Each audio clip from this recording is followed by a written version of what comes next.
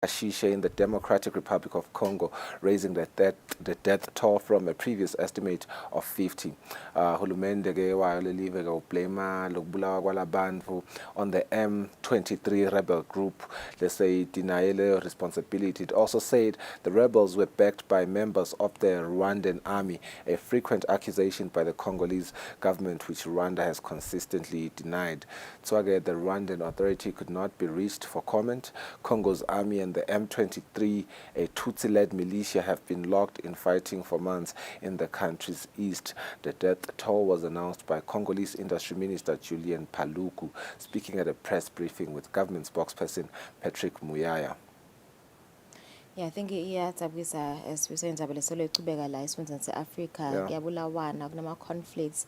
I think itolo vele ivete indzaba ukuthi kunebaholi lasebafisa ukuthisa le vele kuba naloko kuthula kulandzelwa ukuthi lama conflicts maningi nalokubulawa kwabantu sekundeka kaningi ngathi lokuthi ngabe isalaphi kahle kahle. Yeah, but if we're being honest, it's not just an African problem, Lungelele.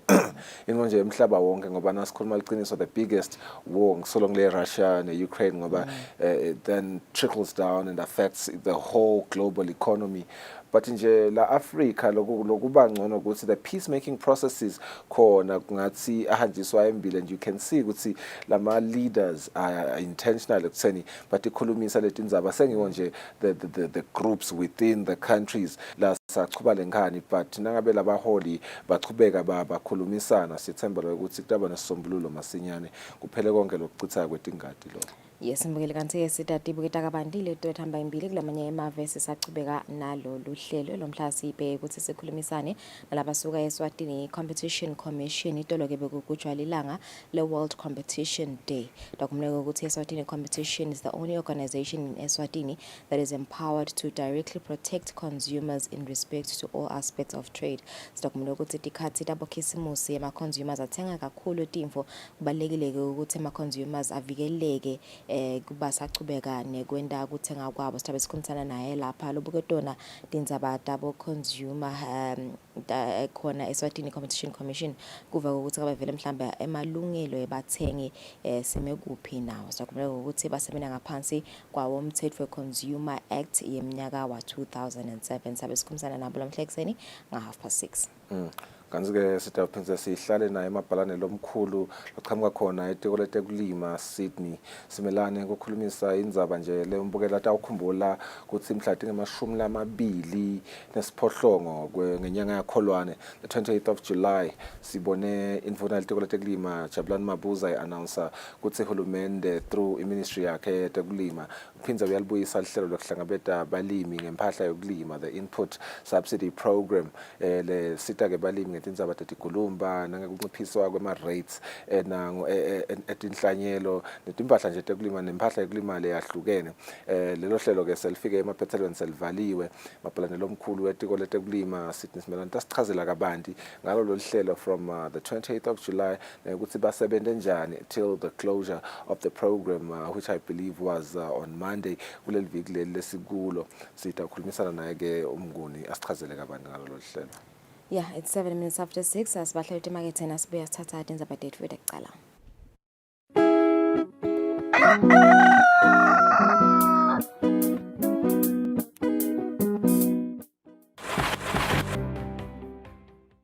I do the most. Watch local TV on the go with the Eswatini TV app for only 20 emalangeni. Come on. Do the most with Eswatini TV app. Download from Google Play Store or App Store. We're good together. Everywhere you go, MTN.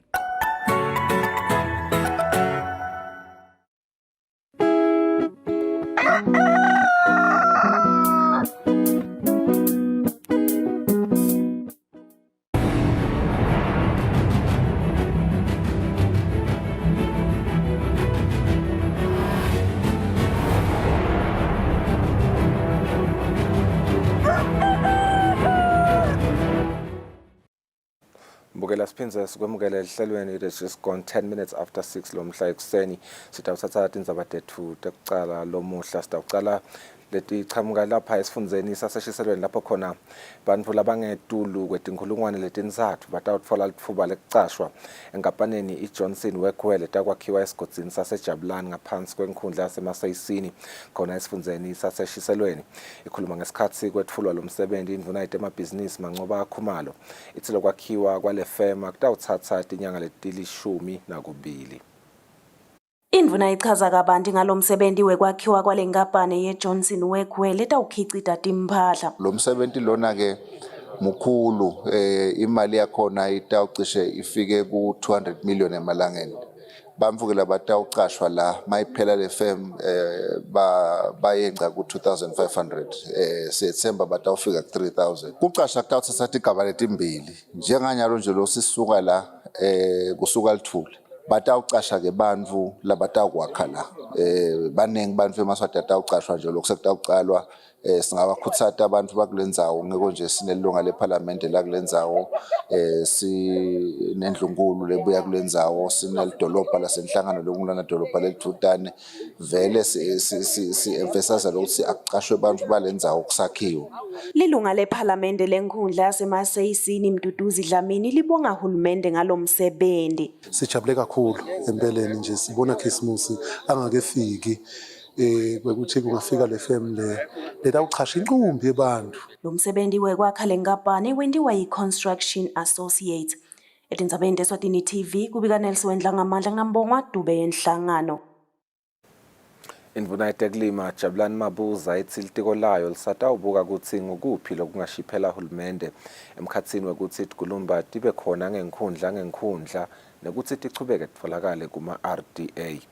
Lokuke kulandzela umbuto welunga leParliament lenkhundla yasendzingeni Lutfo Dlamini lelibute kutsi yini levimba lelitiko kutsi libeke tigulumba kuto tonkhe tinkhundla kute kusebenta kutawuba malula. Lo mbuto uvele ngesikhatsi indlu ihleti ngemsombuluko. Lilunga leParliament lenkundla yasendzingeni Lutfo Dlamini libute lo mbuto nje belifuna kuva ukuthi tinkhundla titeleni tikhulumba tato lokungaba yindvo lengenda kusebenta kube malula. Induna yawenzi ndzingeni inemiphakathi lengi-10 lelima kakhulu but kude le-RDA. So nangabe kufuneka kulinywe ndzingeni ufuna siyocela entonjeni noma siyocela emayiwane. Induna i-aware yini lokuthi tigulumba tibe based etinkundleni. Kutamshiphela hulumende even nangale cost yekuhambisa lesigulumba indzawo lenze before siyocala kulima. Indvuna yetekulima Jabulani Mabuza iphendvulile. All alone bengati ukuthi in terms of cost yetimali kuyadura lokuthi beka leti inkundleni letigulumba ngoba kunengi lokuhamba nato than lokuthi akuhambi nje lesigulumba sodwa siye lenkundleni. Kunengi lokhu associated with lokuhamba kwalesigulumba. Kepha ke ngitsitena ngibona le motion ngathi ke cha ake liphindze libandla lengibalele in figures kenyanga. Ngiyakholwa ukuthi ngayithatha kanjalo nebahlonishwa leyo yale study. Indvuna igcizelele ekuthenini konke kutawushiyana ngekuthi timali tikhona yini. Tindzabeni Eswatini TV kubika Themkosi Mavimbela nginasikhumbuzo Dlamini eParliament. Indvuna yetindzaba 37 nenhlalakahle yato Phila Buthelezi seyiniketwe emahora lang-48 kutsi ibikele indlu yabayesikhulu kutsi sekubambeni kutsi lidlelanivongeni lingaguculwa libe yimpensheni. Indlu yabayesikhulu ithi kuguculwa kwalidlelanivongeni libe yimpensheni kungasita emaswati lamanengi lete impensheni kutsi nawo akhona kutfola lokuncane efastelweni nasekathethe umhlala phansi. Lokho kuvele endlini yabayesikhulu ngesikhathi ihleti ngemsombuluko. Lendzaba ingene endlini ngelilunga leParliament lenkundla yasendzingeni Lutfo Dlamini. Dlamini utsite lendzaba yelidlelanivongeni seyinzala ngangokube naye wayishiya seyiyanga sekupheleni aseyindvuna eminyakeni leli-15 leyendlulile. Sihambile nendvuna Mr Speaker la sithuma siyobenchmarka siyobuka sidliwa mahloni kwekuthi emave lakhashane nathi ngekuthuthuka kuvelwa efastelweni, and this is the essence of social security. kuthi sekubambe Abantu labadzala, the hardworking population, leyaqala ya-establisha this fund. Bebayi-establishe with a vision. Kuthi nase kufike isikhathi lapho sowuphelelwa ngemandla khona. Ukhone lokuthi umane uchubachubeke. Nyalo abantu labadzala kwafika sifo, kwalahleka bantwana ekhaya, basala bodwa, abantu batabathini batukulu. Le mali lena ingabasita, Mr. Speaker. Kwanyalo sibukela lundu. This is nationalism. This is patriotism. Kwekuthi siticabangele singabuki namhla ngoba mhlambe khona lokusangena kithi but sicabangele bantu banyendi ba-affectekile. Ngibuva kakhulu ke mina ebuhlungu umhlonishwa ngisosebenzisa edlelani for ngeuniforma and nami kube kuthiwa lokhu bese kukahle ngabe ngiyavela efasteleni. Emalunga acele ukuthi lenzaba isebenteke ngokuphuthuma njengobe ithinta emaswati lamanyendi laphuma emisebentini angenalutho ngenxa yokubambeleleka kwalenzaba. Ndizabente Eswatini TV kubika Themkosi Mavimbela inasikhumbuzo Dlamini yeParlamente. Sisaqhubeka nato leqhamuka khona eParlamente baphathi bemafem batfola litfuba lekwetfula tikhalo tabo endlini yetimphunga mayelana nemtsetfo losakhankanywa lobuke kukhuliswa kwemithelo leyehlukene. Mengameli wendlu yetimphunga Lindiwe Dlamini uthi tinhlangothi letitsindzekako kufanele tisebente ngekubambisana ekutheni kungalahleki imisebenzi. Intatheli yemsakato Sonto Mlangeni ihlanganise nangombiko. Likomiti lelibuke kusebenta kwelitiko letemabhizinisi nekuthengiselana endlini yetimphunga solo liyachubeka nekwemukela tikhalo mayelana nemtsetfo losakhankanywa lobuke kukhuliswa kwemithelo. Indlu yetimphunga ngemsombuluko beyihlangene nebanikati bemafem lebebakadze nabo batewetfula tikhalo tabo. Mengameli wendlu yetimphunga Lindiwe Dlamini uchazile ukuthi uhulumende utimisele ukuthi kube bede imisebenzi lelahlekako ngesizatfu salomthetfo. Thina kumsendo wethu siyiParlamente ukuthi nasesiushayele lo mthetho bese sibeka indlebe yethu ngaphandle uma simele sona lesive. Nasiva kunebumaye ngemthetho lesiushayile funa bese sesithi asisive ukuthi sive sikhala ngani. Namhla ke thathe wethu ngiko ubabona laba ngilabe emafem labane kanti balamafem labasho ukuthi ungase kunenkinga ukuthi abasathole ama-order ngenxa yanangu umthetho lesiushayele. Lokuhleke thathe ukuthi litiko laka finance ungathi bese livele licale likhulumisana nabo uma bese licale libona lokuthi kukhona bolukhulu lokukhona. Emalangeni lendlulile indlu yetimphunga beyisolo ihlangana netinkampane kanye-ke netinhlangothi letitsindzekako lokufaka ekhathi inkampani yabosomabhizinisi ibhizinisi Eswatini. Etindzabeni kubika Sonto Mlangeni nginaThemba Shabangu eParlamente. Fakazi waloyo wake waba indvuna yemisebenzi lemikhulu nekutfutsa Ntuthuko Dlamini sawucedzile kwetfula ubufakazi bakhe enkantolo lenkhulu. Lo fakazi utshele enkantolo ukuthi lesigameko sekudubuleka kwebantfu emhlaba ubovu samshiya ashaqekile futhi sisametfusana namuhla. Lenzaba ichubeka embi kwelijaji Maxine Langwenya. Loake waba yindvuna yelitiko letemisebenzi lemikhulu nekutfutsa Ntuthuko Dlamini ulethe fakazi wakhe longuSipho Mathenjwa lokukuphela kwakhe kulelicala labhekene nalo lekubulala bantfu labatsatfu. Mathenjwa utshele inkantolo ukuthi wabona umsolwa adubula Simon Dlamini sibhamu wasiva sikhala kathatfu waphenzi wambona futhi adubula nasikhulu Shongwe. Lo fakazi utshele inkantolo ukuthi akabonanga ukuthi Thabedze wadubule kanjani kodwa weva sekukhulunywa emaphoyiseni ukuthi bathathu bantfu labadubuleka. Indzaba yeligama lemfucuta iphindze yavela kulendzaba njengobe lo fakazi utshele inkantolo ukuthi Ntuthuko wabita munye webantfu labebasuka eluyengwini ngalo lelo gama njengobe bekaphendvula indzaba langakabutwa yona. Inkantolo ibutile ngaleli gama lemfucuta ukuthi lisho kutsini kahle kahle. Mathenjwa uphendvule wathi akalati. Inkantolo ibutile nekuthi ungangena yini esontweni uthi ngiyanibingelela timfucuta egameni likaJesu.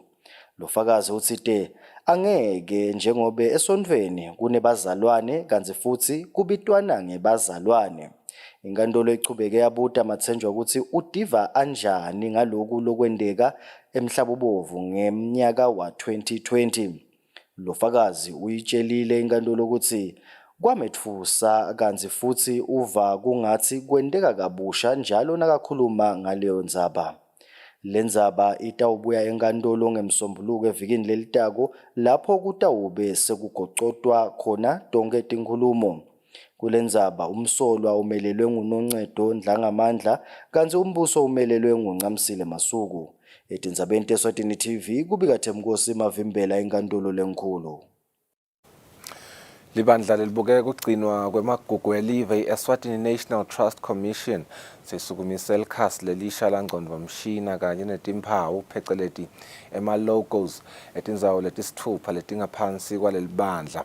Sihlalo welibandla lebacondzisi Dr. Sikhomba Gumbi uthi lokhu bakwendele kukhanga tivakashi kuletindzawo tiphindze titfole lwati loluphelele ngalo lolukhasi. Ngekusho kwasihlalo welibandla lebacondzisi Dr. Sikhomba Gumbi lolushintsho litawuphindze licinisekise kwekuthi sive siticondza kahle letindzawo tekuvakasha letingaphansi kwaleli bandla. The new logos give ENTC an opportunity to market its products and services as well as re-engineer new interventions to enable growth and self-sustainability. May I implore the general public, the media, students and our staff to use the website and social media platform as an information sources and marketing tool. Lama logos lashintshiwa faka ekhathi leyo yaleli bandla iMagazavane Lodge, Maloloja Nature Reserve kanye neMandenga Cultural Village kubhala kulamanye. Etindzabeni teSwatini TV kubika Nelson Ndlangamandla kunambongwa Dubeka Lobamba. Libandla lelibutsa umthelo i-Eswatini Revenue Service lekhuta abosomabhizinisi yendzabeni yekutsi nabaletsa imibiko yemthelo wemphahla letsengiwe i-VAT ibe ngulesengiyo liciniso. Umcondzisi wetekuchumana Vusi Dlamini uthi lokhu kutawuholela ekutseni labosomabhizinisi babhekane nemtsetfo. What we have noted kwekutsi cishe kukhona labanye lokhanza ukuthi abasibikeli tintfo ngendlela lengiyo. We just want to emphasize kwekutsi ngaso sonke isikhathi nangabe kusho ukuthi isikhathi sekuthi balethe imibiko bosomabhizinisi even individuals siyacela ukuthi basibikele konke njengalendlela lokufanele ukuthi babike ngayo kube bede labatasifihlela kona because siyathi ukuthi we are now living in a digital space and the reality is that it's easy for us to get all the information kwekuthi konke lokulabasibikele kona basibikele ngendlela lengiyo yenza. Na ungakabiki ngalokuphelele kuyafana nekuthi fraud because ndawubekisa ukhanza kokuthi ku-VAT uyicharge i-VAT wayicharge loyo lomchargeako wamthengisela naye athi naka charge lomunye asaletha lombiko uyayiclaima leyo VAT wena losuke uyibikile. Nangabe wena ungayibiki leyo VAT noma ungayilethi kithi kusho ukuthi so defraud the state, but then it means we will vele sitawugcina sithathana simikisane tinkantolo. Masipala welidolobha laseSpiki sewugubhela usuku lwemkhankaso wemalanga lalishumi nesithupha ekulwa nekuhlukubetana i-16 days of activism against gender-based violence. Lo masipala wagubhela usuku nesive saseSpiki kanye netinhlangano letibuketa indzaba tekuvikelwa kwemalungelo abomake nebantfwana i-1 Billion Rising kanye nengungu yeMathemba iSwaga. Likhulume emcimbini yokugubha lomkhankaso lisekelela meya welidolobha laseSpiki Thembi Ngcamphalala lithi inkulu inzima lengadlalwa bomake etindzabeni tentfutfuko uma bangaphatheka ngesizotha nangenhlonipho. Edolobheni laseSpiki uma bomake bangaphatheka ngendlela letabavikela ibangcole iphindze ibakhuphule yinkulu inzima labangayidlala ekuthuthukiseni leli dolobha kanye nelive lonke leMaswati. Kungako sicela kubobabe ukuthi batihambele embili tindzaba tekuhlonishwa nekuvikela sitfunti sabomake. Umcondzisi wenhlangano lobukela indzaba temalungelo abomake i-1 billion rising Xolani Hlatshwayo utse umuntu lotawusitakala etindzabeni tekuhlukubeteka ulotayisukumela etulu indzaba yakhe ihlukubeteka. Sithi-ke lihlahla nje leliya belingilo leliyashintsha empilo ingakashintshi yalabantu. Nalokunye ababhudi labakhona la asikubikeli ukuhlukubeka ngoba nokuthula nangabe siyahlukubeteka. Yiko lokutawusenza sibe nelanga siyesikhathi soyaliyetha sozolugcina sokuphefumula. Swazimabuza loliphoyisa ehlangothini lolubukela indzaba tebucala kuleli dolobha uvete kukhatsateka ngendlela abomake labathathela phansi ngayo indzaba ihlukubeteka. Tindzabeni teSwatini TV ngibonga Simagagule Spiki.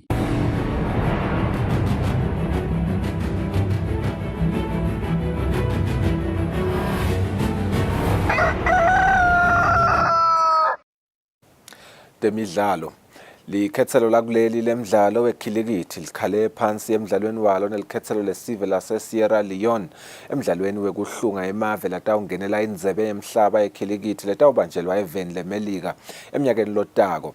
Umdlalo walamakhethelo lamabili uphutile kekucala kulandzela litulu lelina ngemandla eveni lase-Rwanda lakudlalwa khona lemidlalo, kanti-ke kulomdlalo kube sesekuncishiswa emabhola ladlalwako kulawo labhekekile njengoba kugcine kudlalwa ema-overs lasihlanu lokumabhola langemashumi lamathathu kuma-overs lang-20 latayelekile. ISierra Leone cale yona kubetha lapho khona ema-bowlers akuleli Melus Magagula kanye naBat Rashid bonke batfole ema-wickets manye, kanti iSierra Leone igcine inema-runs lang-52 kanti bekuphume ema-wickets lamane. Ibuyile iEswatini sayibetha lebekudzinga ukuthi itfole ema-runs lang-53 kude incobe lomdlalo. iEswatini igcine itfole ema-runs lang-48 lokwente ukuthi ikhale phansi ngema-runs lamane. iEswatini emidlalweni lemine ikhale phansi kulemithathu kanti sayisele nemidlalo lemibili lebatoyidlala nalikhethelo lase-Tanzania kanye neCameroon. Ngaleyo ndzaba yekhilikithi siyatigucota tindzaba tethu tekucala sitawahlola etimakethe kodwa singakaya etimakethe sitawubuka simo selitulo.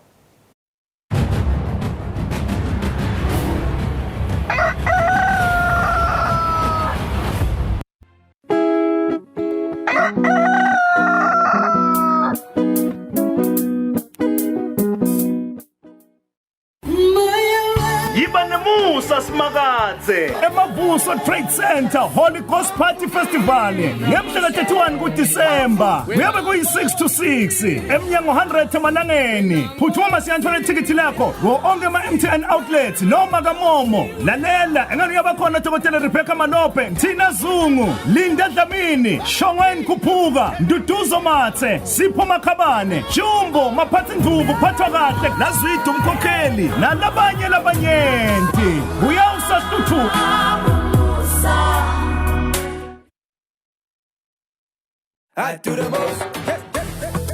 Watch local TV on the go with the Eswatini TV app for only 20 emalangeni. Come on. Do the most with Eswatini TV app. Download from Google Play Store or App Store. We're good together. Everywhere you go, MTN.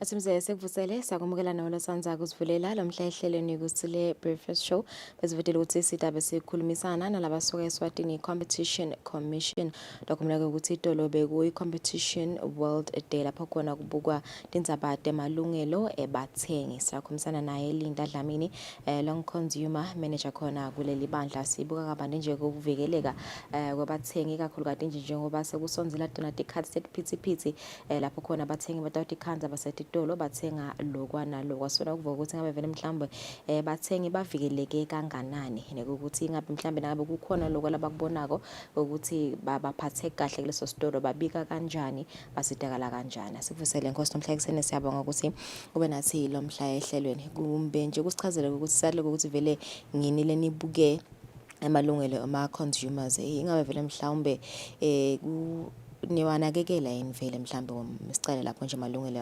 ebathengi ni-actiona sithatha isikhathi esinganani ngokuthi nje mhlawumbe indzaba yemuvi niyilalele niyiphenye kube sekuba khona leyo report lephumako? Sibonga kakhulu lethuba sivusele kumbukele ekhaya sivusele kakhulu na kuwe kungumusa lokuthi siyaphila. I think kufuna si appreciate lokho. Bathenge Eswatini bane libandla lese bakhona ukuthi nangabe bane dingcinamba lababhekene nato noma labadibene nabo kusathengiselwana sekukhona labangaya khona bayohlaba inyanza leyo ukuthi awu nebakithi ngiye kunasitolo lesithide ufuna nje kubekisa maybe naba labathengisa impahla bo furniture shops ngafike ngathenga ifridge sengibathe faka sandla kuyala kubanza phela emalanga lasihlanu nangithi ngiyayijikisa le fridge noma ngiyabatshela lesitolo ngase kunedinkinga abafuni kungiva libandla ke bese liya ngena kusita lo yomthengi ekuthenini ukukhulunyiswane usilempahla phela ngoba kuyabonakala ukuthi kulesinye isikhathi beyisabhadalelwa kungakapheli lokuthi ibhadalelwe kulesinye isikhathi ine warranty noma inaleyo guarantee leyaphuma esitolo nayo bese kuyabukeka ukuthi leto ndzaba leto dingasebenzeka kanjani kuze kuthi lo mthengi enetiseke kanye nalomthengisi naye enetiseke. Libandla ke Nkosi yami alimani nje likusebende lokuli kususela kumbe inhloko yini ligunyatwa ngumthetho wethu ekucutselana eSwatini Competition Act kanye nemthetho wethu ekuthengiselana kahle lobitwa ngokuthiwa i-Fair Trading Act ya 2001. Ngeke ke lo mthetho logunyata libandla ukuthi alibuke lati market ekuthenini kusasenjetwa ngendlela lengiyo yini lokungafaka ekhathe ekuthenini lenze ngokumbe lekuthengiswa ngayo isima kanjani le quality leti impahla leti ngitona dithengiswa ingito yini ngoba ngalesinye isikhathi uyawukhanza ukuthi lo lokubhalwe lapha ukuthi ku fresh noma kusha naso ufika ekhaya so ukhanza ukuthi awu lolubisa kusilo lebengicabanga ukuthi lungile lolu kophalibhalwe ukuthi lu fresh angikhumbula kahle sike sabona nasemaphepheni kubikwa ukuthi lo munye uthi uvule emasi wakhanza into lokungakafanele ukuthi ungayikhanza emasini. Libandla liyachubeka ke lisebenzele ngetindlela letimbili yekucala nginayo lesithi yekuvikela preventative measures la yathathwa ekuthenini naku nje silamsakadweni sitokukhumbuta umthengi ngemalungelo akhe asesemarket labanye bathengi njenganyalo nje lokusikhathi sema-holiday Nkosi yami nemali ye-stockfel lephumile so ubathi uyabuka le mali yami ngilalisa kabi manje lamcamelweni so uva ngathi angahamba ayothenga nje lutho loluthide akade ilungiselele lokuthi nakafika le market utawufike le atinike isikhathi lesingakanani sekutenetisa ukuthi lo licingo noma leligedlela lengifuna kulithenga ngiyabekisa litawufika ekhaya lisebenze vele stock uthatha lokho nje ku lamalanga ukuthi bathengi abagathe kuphela nebakithi basathenga ekuthenini leti impahla labathengako kungiko yini vele la kufunako kukhona ke impahla leti ngajikiswa lokhu nje lesicala ngako nasigcoka angeke ukuthi hey bengithi sengaba nge-extra large kula holiday bese ngiyakhula angisale ngikubuyisele emuva esigabeni sekuthengiselana ngicabanga ukuthi ngiloko la umuntu la ngashicilela kuko nje ukuthi nabo somabhizinisi kulesikhathi lesikuzo cishe balibambisa libandla ekuthenini nase sita naloyo consumer noma loyo mthengi sesithi awu bekunene lapha so uyakhala lo ukuthi nisathengiselana khona la kungahambi kahle khona baya khona isikhathi lesiningi basibambisa asikake nje sibe na consumer lo sathi na somabhizinisi noma umthengisi lothi hayi mina ngimadi lo ikakhulu ke lokungahlupha kwakuze ukhanza ukuthi umthengisi owulahle le receipt noma le liphepha la niba lona nakacetha lokuthenga ngilapho la ukhanza ukuthi kunedinkinga khona ngoba angeke ukhanza ukuthi wonke umuntu lo ongena esitolo uyamkhumbula kumbe nje angigcine ngekuthi uma umuntu aqala ibhizinisi yakhe uyabe nenhloso noma nenjongo yokuthi lo munye ufuna kwakhe imali lenengi lo munye ufuna kuba netinto kumbe letinengi empilweni nje abonakale ukuthi ibhizinisi yami ngayicalela lokho kuba madima kuvimba lo muntu ukuthi ashayele lo goal lakhe lelo. Labanye ke bese basebenzisa indlela letinye letingalungi kahle ekuthenini bashayele lo goal. Kanjalo kude into lengavimba umuntu lolambile nase kawa sibuye esitolo uyothenga. Lebandla liyaku-understanda lo ukuthi umuntu nakanemali yakhe anesikhathi vele uva ngathi akahamba yothenga. Sithi ke kusathengiselwana eMaswati akakhumbule nebakithi ukuthi impahla ayibe ngilephephile, impahla ayibe ngiletamenitis umthengi. Nasomabhizinisi nje itolo besikulolunye ihlelo la umuntu ayithinze khona ukuthi itolo abantu bekuthiwa bayithwala ukuze babe emakhasimende lamaningi leti esitolo sakhe umuntu.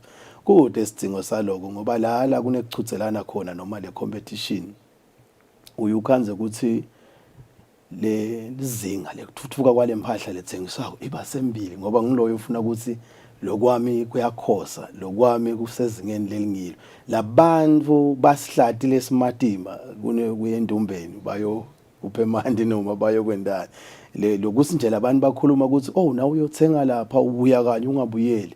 Ngiloko lesifuna ukukhuthaza abosomabhizinisi ukuthi ababe nenjongo ngidawusebenzisa lulwimi lokuboleka lekufuna kushiya ilegacy. Besikhuluma nalomunye nje nganye langa ukuthi uyathi incumbi yabosomabhizinisi labadzala lakithi basi bangahamba lebhizinisi balandzele. Ngabe kwenziwa yini? So ke sitokhuthaza abosomabhizinisi ukuthi ababambisane nebathengi uma impahla yakho loyithengisako iphephile isesigabeni lesingiso. Ngilabathengi la labahamba batshela lomunye ukuthi uma ufuna indlela etakusida hamba lapha. Sikhuthaza lokho msana. Okay. Ngifuna kubuda lapha ngoslobo ukuthi ingabe nihamba nifike ephenjeni eliphenyo lenu. Ngifuna kubekisa la ekutheni uvedile I think ekucaleni ukuthi mhlambe lamanye ama complaints niyena wathole kubantu labathenga kuma furniture shops but ngiyathi ukuthi futhi niphinde nihambisane nefairness kuye trader kanye na consumer.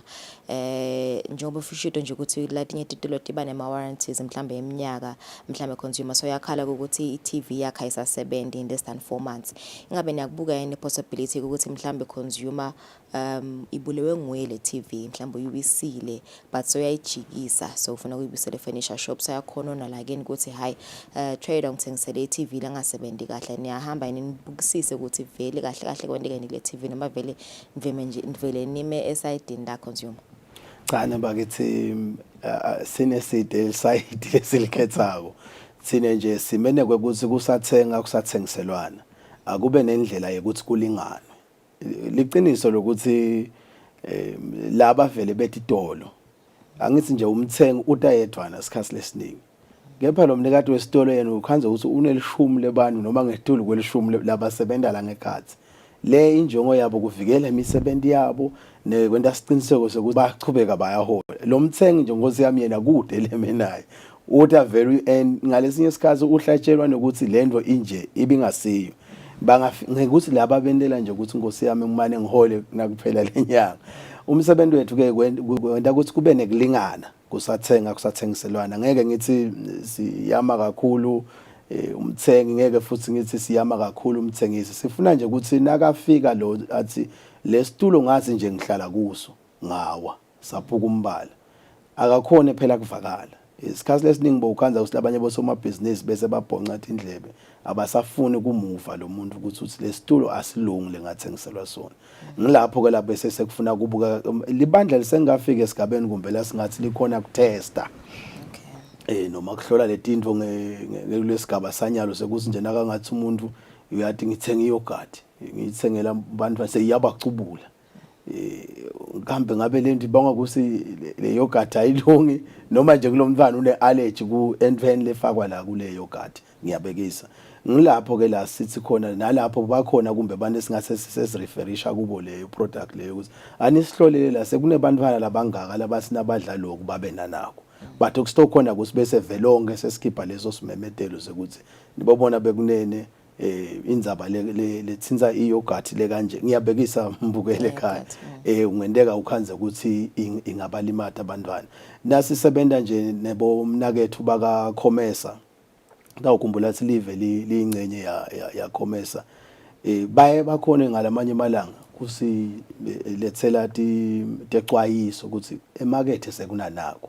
Emakethe sekunanako vimbani sekutholakala ukuthi kunendvo lengalungi la khatsi kulendvo leyo le khanza ethi seyivele iyathengiswa lesiya isikwendeke lapho ukhanza ukuthi sithintsana naleto titolo kusihamba vele siyohlola kule titolo sente naku labathi belumbe ngama inspections kuhlola ukuthi ingabe vele kukhona yini lempahla siphinde sibatshele nabo nangabe ikhona lempahla la bese tiyaphoceleleka ke titolo Nkosi yami ukuthi tikususe vele emashelfini ukuze abantu bangasakuthengi nalo bekasakuthengile siphinde simexwayise ukuthi ungasakusebenzisi lokho ngoba kusayohlolwa ukuthi vele le kuthiwa kungaba nebungoti kumuntu vele kunabo yini vele noma ke vele kungasasebenzi esiphelana ngicabanga ukuthi lichaza lelidlalwa ikhomishani umnothweni welive leSwatini liyabonakala futhi emaswati lengikuthanza kakhulu ngalo kuviwa nje naliswati Nkosi yami lale emakhaya ukuthi hawu yathi ngathi ngithi ngifuna naku ngangasidakali kahle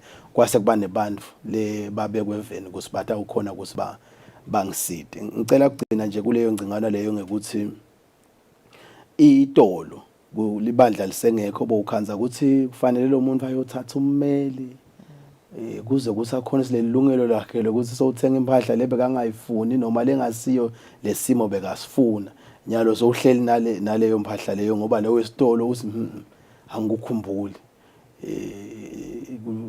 esigabeni ke sekuthi nyalo lo muntu uyakhona ngaphandle kwekubhadala ngisho senti kuthi kusukela ibandla limbambise akhona ukuthi emalungelo akhe laphathelene nekuthenga avikeleke. Okay. Ngifuna ukubuta futhi lapha ngose ukuthi yini kahle kahle thini ezibathengile kumele sikubike ebandleni. Because lo munye mhlambe utata buta ukuthi ngiyabhekisa nje nangidawufika kule sitolo ngihlale ngikhansa ngigcolile lokho sekungenda ukuthi ngingasakhululeki kuthenga kule sitolo mhlambe i-customer service yini kahle kahle lena lekumele siyibike futhi yini lekungamele siyibike kini.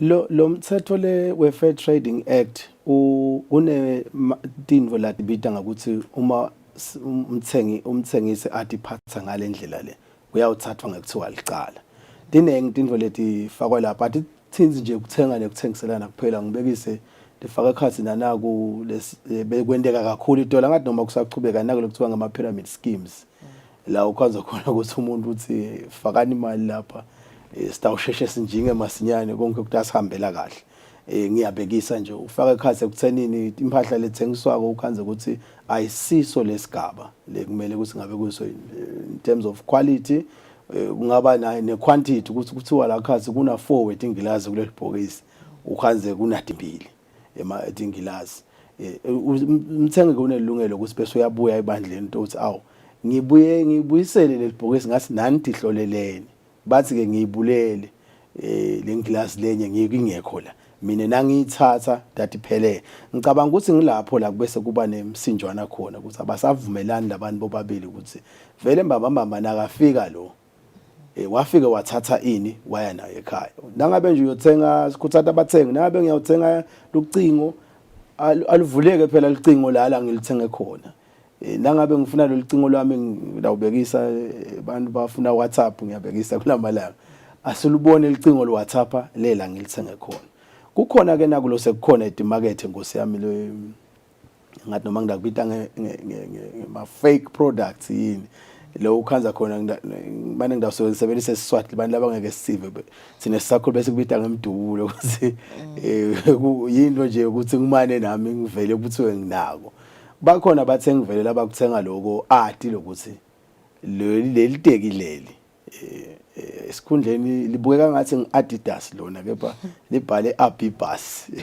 ulithenga vele uyalibona nale mali lalithenga ngayo iyasho lokuthi angisiye Adidas mina ngingabiba ngeke ke umthengi bese uthi kusasa commission ngisiteni lapha lelitekileli kepha nangabe lo mthengisi ulithengise athi nguAdidas naye nale mali sasinasiyibuka yafuta Adidas ngiyabekisa wasina sekavula libhokisi kumbe thina ukhanza ukuthi siyavila lapha kuvula lesitolo wakhanza abiba ekhaya sekuvele konakele lapho umthengisi onelungelo lokuya at complainer noma ebandleni noma ete kuloyo mthengisi la mthengisele ukuthi wena okunene akusiko lokho.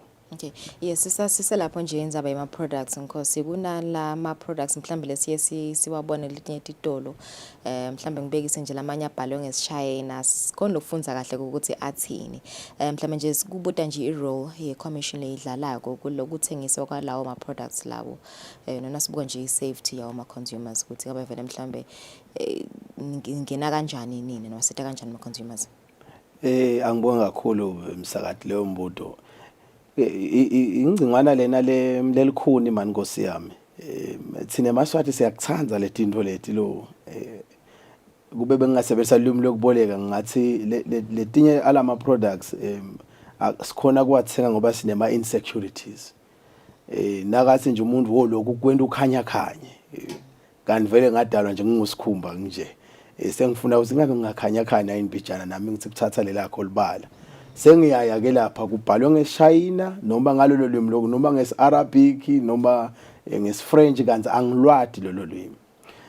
Bathengi ke banelungelo lokuthi bangatithengi letinto lengeke bakhone lokuthi nakungathiwa nje yini lokho.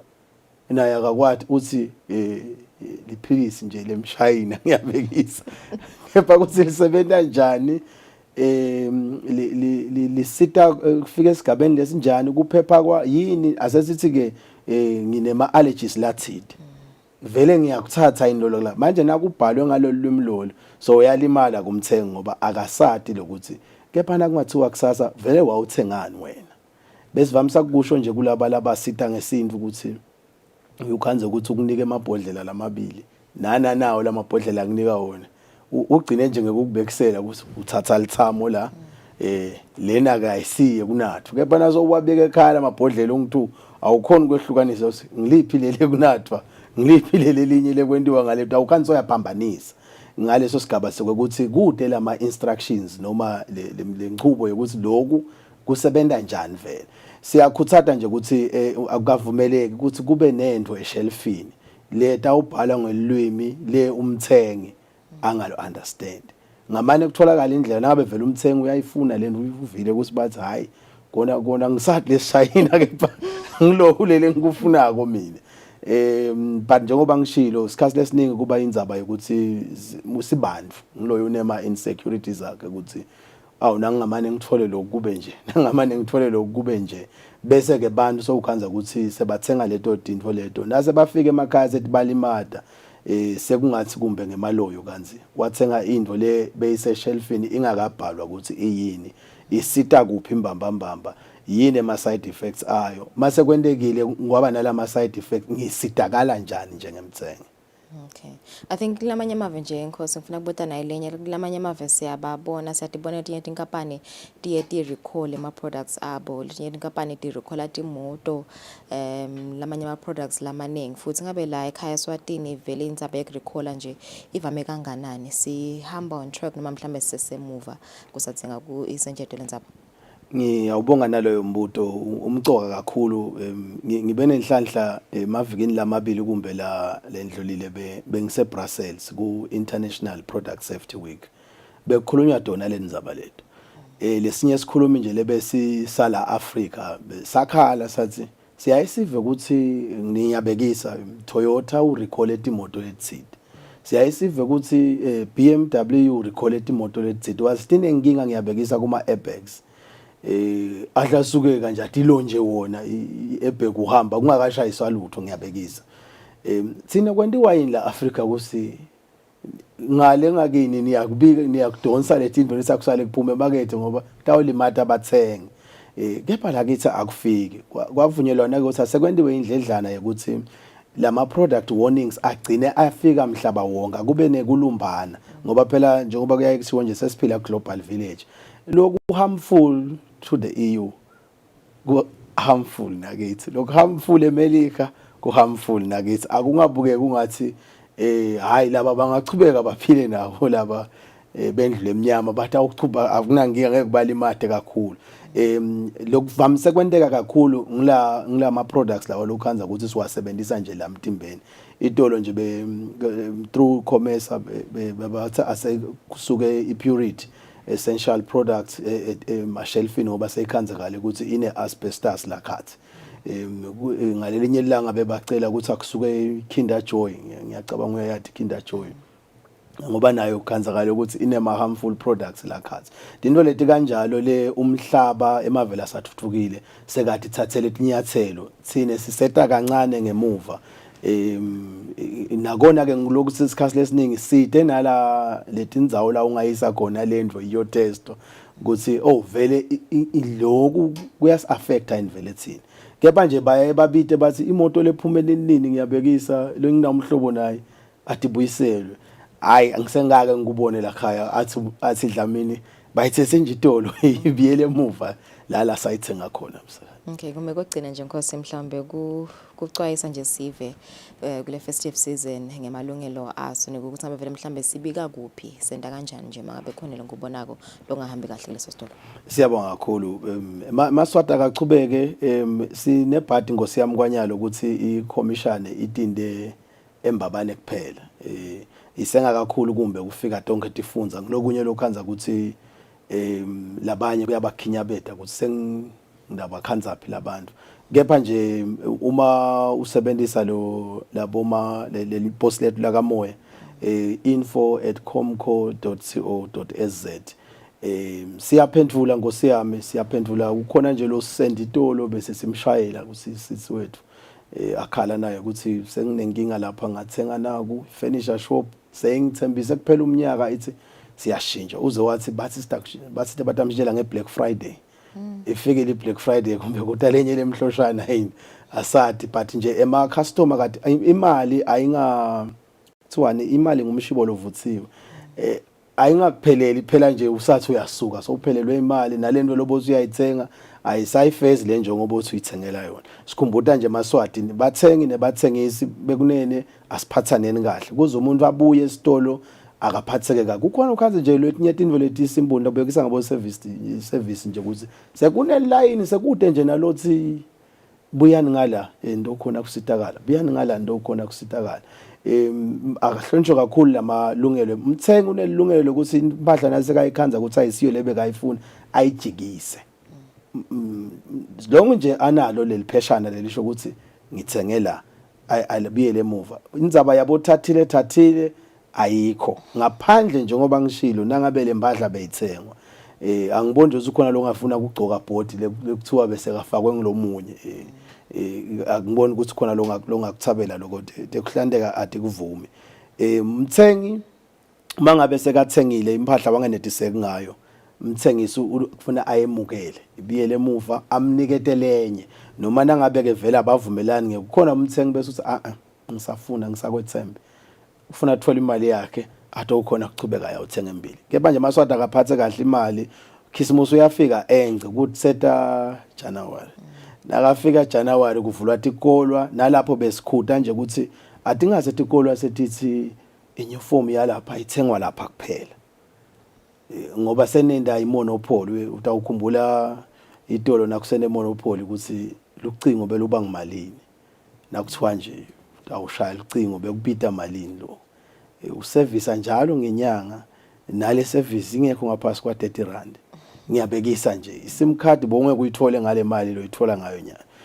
I-competition ipromoter lokuthi le sive sithole impahla ngenzengo lephasi sibili kuze ukuthi sive store nalabo labathengisako bayayakha imali khona nje bekajabula ashaya ngaya lo munye service provider wathi hawu sekuphela imali ngala asengitoshaya ngala ke solo lunye lelicingo nasithi competition ipromoter abo innovation tincingo tifike tine sim card yinye nyalo tifaka to that's innovation letene ukuthi sekuya compete in the space nalabo labakhala ama products ebaphoceleleka ukuthi ngoba phela sebanengi bantu market labathengisela yini singakhi lo licingo olukhona ukufaka ema sim card lamanengi. Ngicabanga ukuthi uma silive singaku embrace lokuthi lama monopoly akanciphe kube le space sivuleke ukuthi nawe na ufuna ukucala inkampani ucala inkampani usebende level tawuphila kahle sibili. Okay, nasibonga kakhulu ngokuba nathi namhlanje nibukele silo siteka dona indzaba temalungelo ebathengi ikakhulukazi njengoba sekusonzela dona tikhathi lesiphithi lapho khona abathengi batawuthenga lokwa nalokwa bayaveta ke balibandla Eswatini Competition Commission ukuthi mangabe kukhona lofisa ukubika mhlambe umthengisi langakwendi kahle ungachumana nalo leli bandla ubike lokho lofisa ukuthi bakwendile kuona sibahlole mangethena sibuya sitabuka traffic update.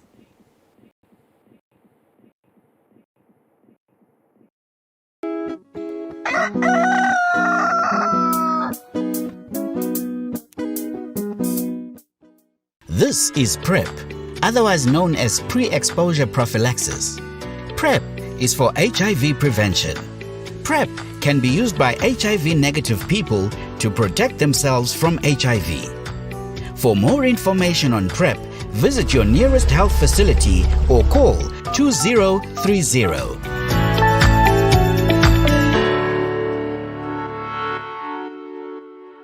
I am a man in charge of my health. I use a condom every time. I have tested and I know my HIV status. HIV prevention starts with me.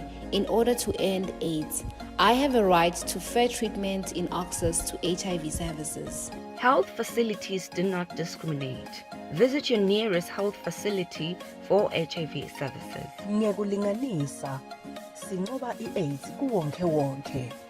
Equalize. Eswatini, ending AIDS for all.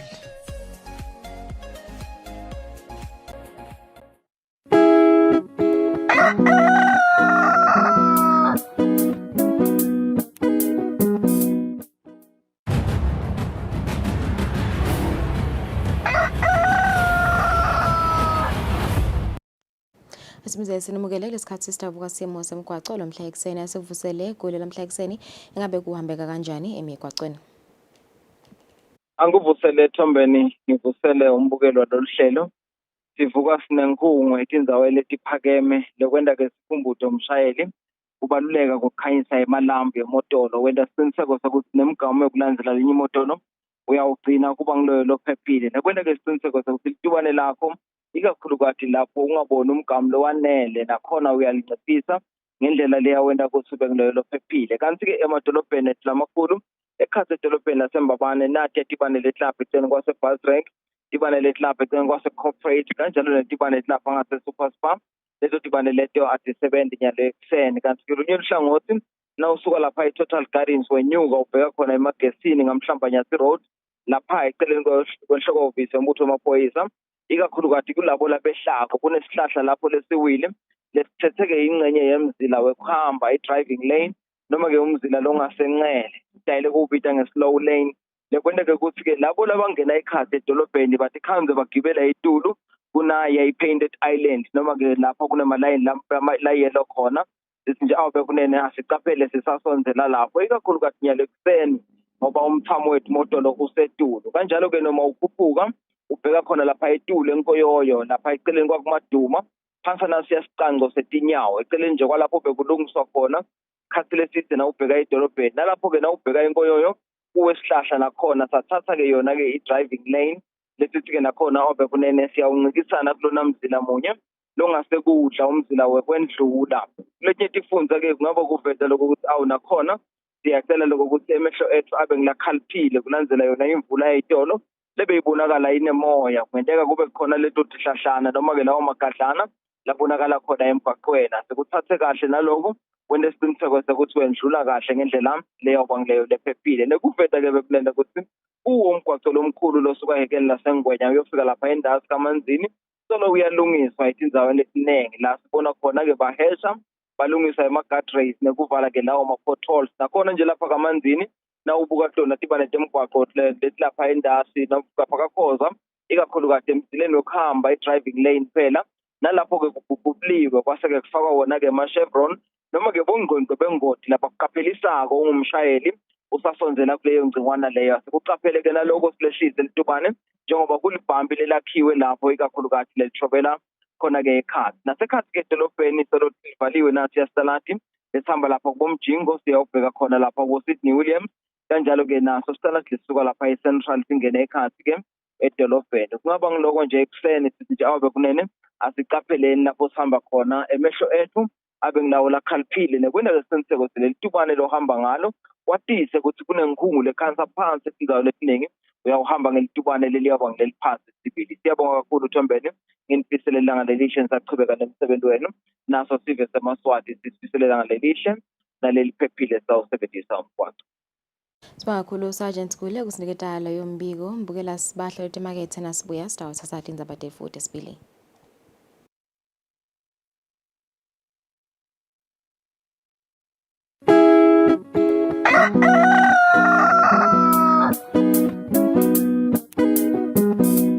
I do the most. Watch local TV on the go with the Eswatini TV app for only 20 emalangeni. Come on. Do the most with Eswatini TV app. Download from Google Play Store or App Store. We're good together. Everywhere you go, MTN.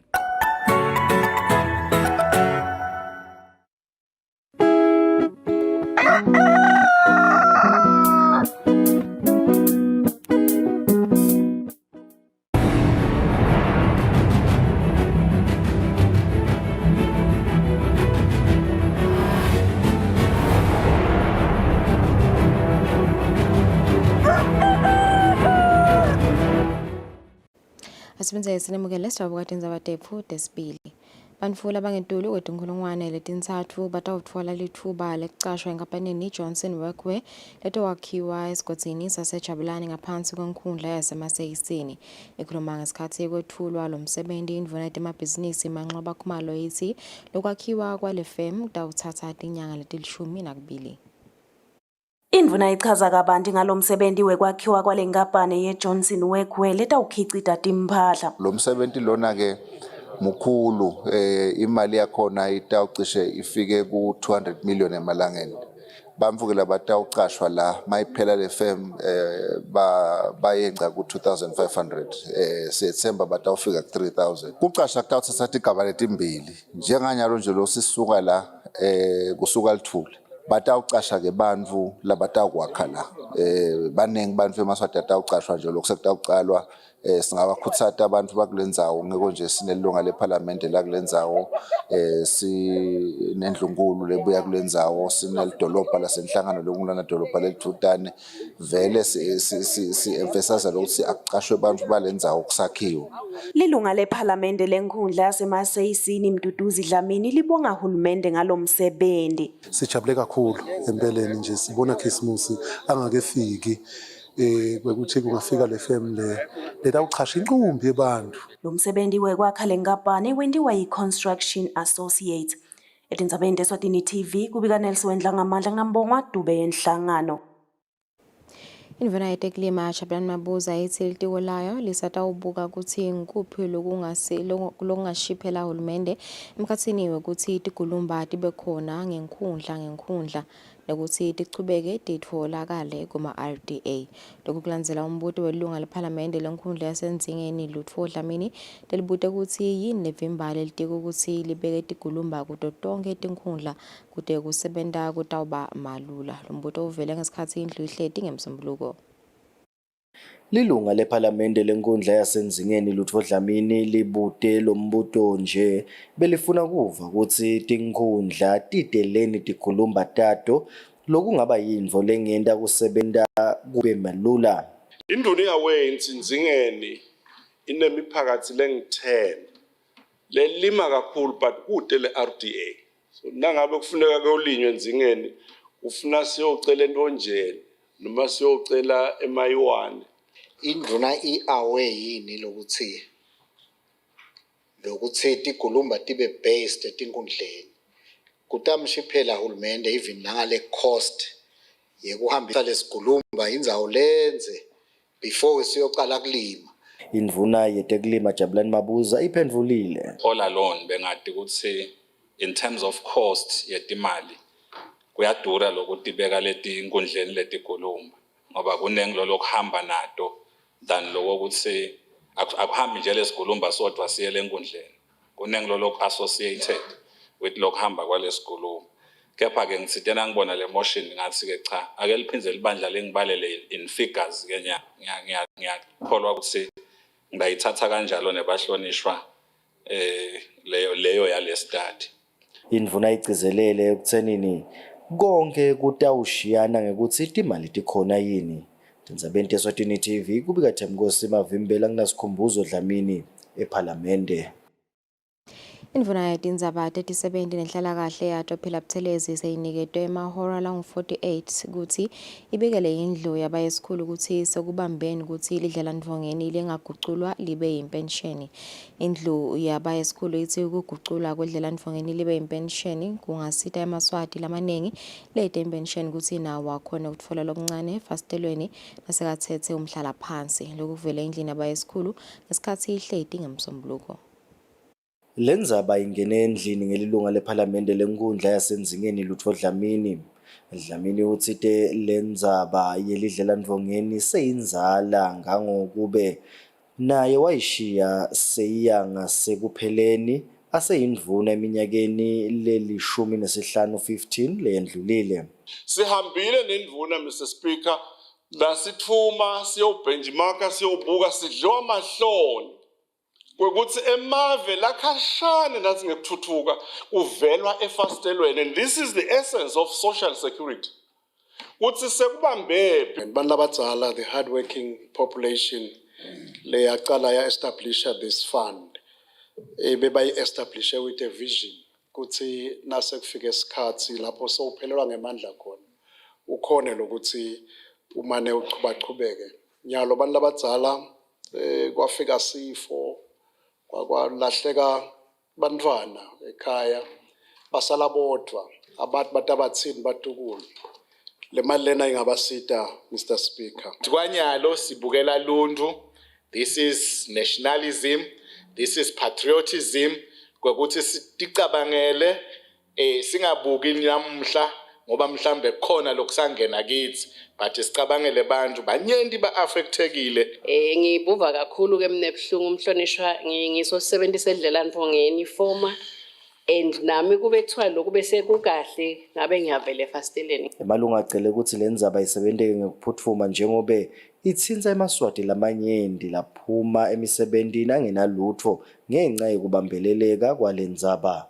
Tindzabeni Eswatini TV kubika Themkosi Mavimbela nasikhumbuzo Dlamini ePhalamende. Baphathi bemafemu batfole litfuba lekwetfula tikhalo tabo endlini yetimphunga mayelana nemtsetfo losakhankanywa lobuke kukhuliswa kwemithelo leyehlukene. Mengameli wendlu yetimphunga Lindiwe Dlamini utsithi inhlangothi letitsintsekako kufanele tisebente ngekubambisana ekutheni kungalahleki imisebenti. Likomiti lelibuke kusebenta kwelitiko letemabhizinisi nekutsengiselana endlini yetimphunga solo liyachubeka nekwemukela tikhalo mayelana nemtsetfo losakhankanywa lobuke kukhuliswa kwemithelo. Indlu yetimphunga ngemsombuluko beyihlangene nebanikati bemafem lebebakadze nabo batewetfula tikhalo tabo. Mengameli wendlu yetimphunga Lindiwe Dlamini uchazile ukuthi uhulumende utimisele ukuthi kube bede imisebenti lelahlekako ngesizatfu salomthetfo. Thina kumsendo wethu siyiPhalamende ukuthi nasesiushayele lo mthetho bese sibeka indlebe yethu ngaphandle uma simele sona lesive. Nasiva kunebumaye maye ngemthetho lesiushayile funa bese sesithi asisive ukuthi sive sikhala ngani.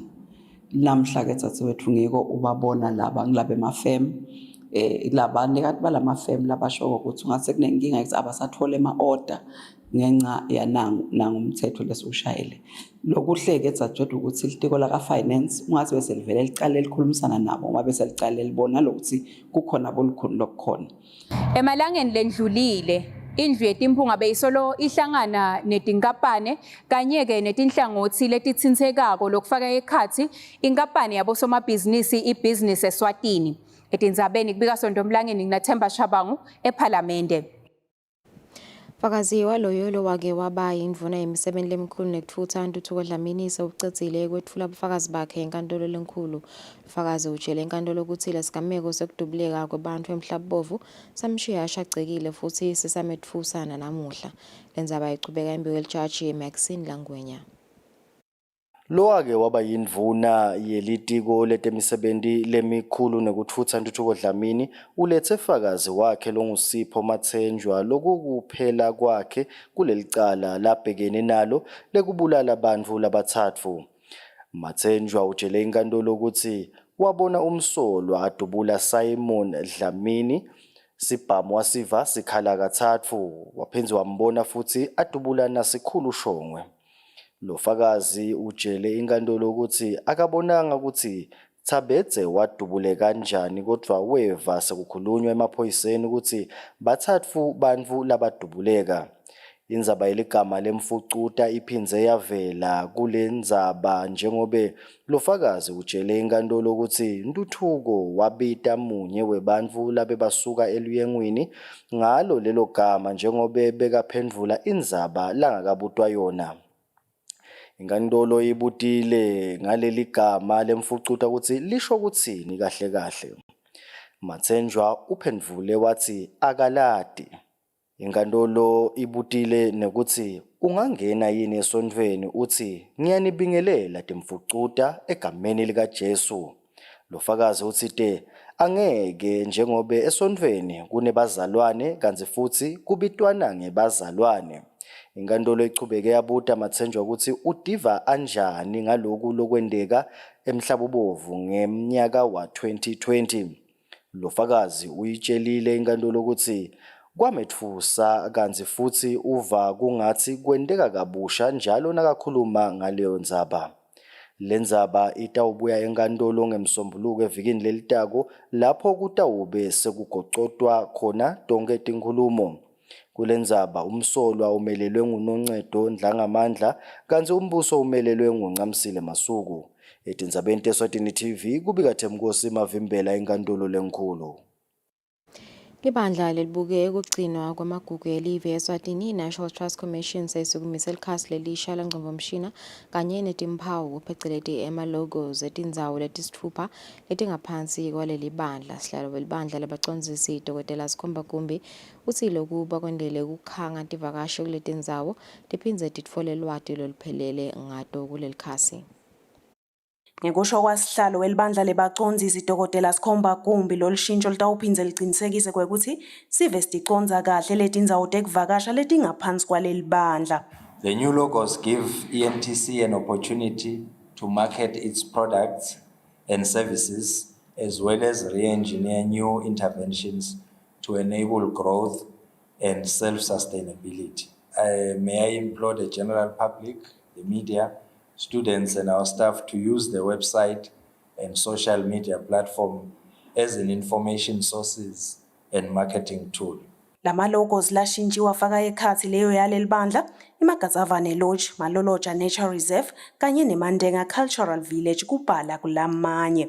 Etindzabeni teSwatini TV kubika Nelson Ndlangamandla kunambongwa Dubeka Lobamba. Ibandla libutha umthelo eSwatini Revenue Service likhutha abosomabhizinisi endzabeni yokuthi nabaletha imibiko yemthelo yempahla lethengiwe VAT ibe ngule ngesiyo liciniso. Umcondzisi wetekuchumana Vusi Dlamini uthi lokhu kutawuholela ekutheni labosomabhizinisi babhekane nemtsetfo. What we have noted ukuthi cishe kukhona labanye lokhanza ukuthi abasibikeli tintfo ngendlela lengiyo. We just want to emphasize ukuthi ngaso sonke isikhathi nangabe kusho ukuthi isikhathi sekuthi balethe imibiko bosomabhizinisi even individuals siyacela ukuthi basibikele konke njengalendlela lokufanele ukuthi babike ngayo kube bede labantu asifihlela kona because siyathi ukuthi we are now living in a digital space and the reality is that it's easy for us to get all the information ukuthi konke lokhu labasibikele kona basibikele ngendlela lengiyo yenza. Na ungakabiki ngalokuphelele kuyafana nekuthi fraud because ndawubekisa ukhanza ukuthi ku VAT we charge ile VAT wa charge loyo lomchargeako wamthengisela naye athi naka charge lo munye asaletha lo mbiko uyayiclaima leyo VAT wena losuke uyibikile. Nangabe wena ungayibiki leyo VAT noma ungayilethi kithi kusho ukuthi so defraud the state but then it means we will vele sitawugcina sithathana simixane tinkantolo.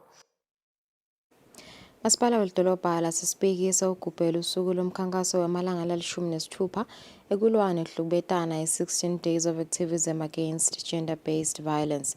Lo masipala ugubhela usuku nesive sasesibheki kanye netinhlangano letibuketa indzaba tekuvikelwa kumalungelo abomake kanye nebantfwana i-1 Billion Rising nengungu yemathemba eswaka.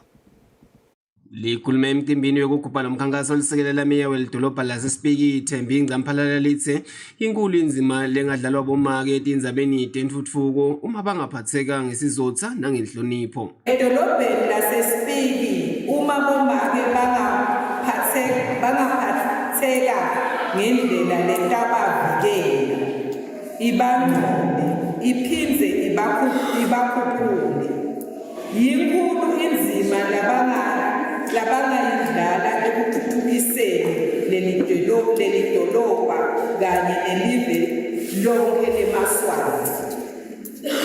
Kungako sicela kubobabe ukuthi batihambele embili tindzaba tekuhlonishwa nekuvikela sitfunti sabomake. Umcondzisi wenhlangano lobuketa indzaba temalungelo abomake i-1 Billion Rising Xolani Hlatshwayo utse umuntu lotawusitakala etindzabeni tekuhlukubeteka ulotayisukumela etulu indzaba yakhe ihlukubeteka. Sithi-ke lihlahlandlela leliyabe lingino leliyashintsha yayo impilo ingakashintshi yalabantu. Nalokunye bobhuti labakhona la asikufikele ukuhlukubeka ngoba nokuthula kunangabe siyahlukubeteka. Yiko lokutawusenza sibe nelanga siye isikhathi soyaliyetha sozolugcina sokhululekile. Swazima buza loliphoyisa ehlangothini lolibuketa indzaba tebucala kuleli dolobha uvete kukhatsateka ngendlela bomake labathathela phansi ngayo indzaba ihlukubeteka. Etindzabeni teSwatini TV ngibonga Simagagu lesibhiki.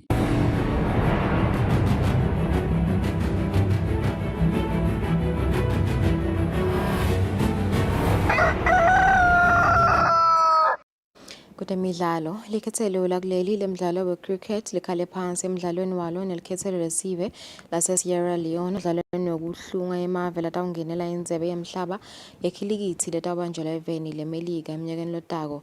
Umdlalo walamakhethelo lamabili uphutile kucala kulandzela litulu lelina ngemandla eveni lase-Rwanda lakudlalwa khona lemidlalo. Kanti kulomdlalo kube sekuncishiswa emabhola ladlalwako kulawo labhekekile njengoba kugcine kudlalwa ema-overs lasihlanu lekungemabhola lange-30 kuma-overs langu-20 letayelekile. I-Sierra Leone kucale yona kubhetha lapho khona ema-bowlers akuleli Melusi Makakula but Rashid bonke batfole ama-wickets manye kanti Sierra Leone igcine inema-runs langu-52 kanti bekuphume ema-wickets lamane. Ibuyile Eswatini isayibhetha lebekudzinga ukuthi itfole ama-runs langu-53 kude inqobe lomdlalo. Eswatini igcine itfole ama-runs langu-48 lokwente ukuthi ikhale phansi ngema-runs lamane. Eswatini emidlalweni lemine ikhale phansi kulemithatfu kanti seyisele nemidlalo lemibili labatoyidlala nelikhethelo lase-Tanzania kanye ne-Cameroon. Satephetsanga leto temidlalo sitawutsa salikhefu nasibuya sitawuchubeka nehlelo senshini simo selitulo.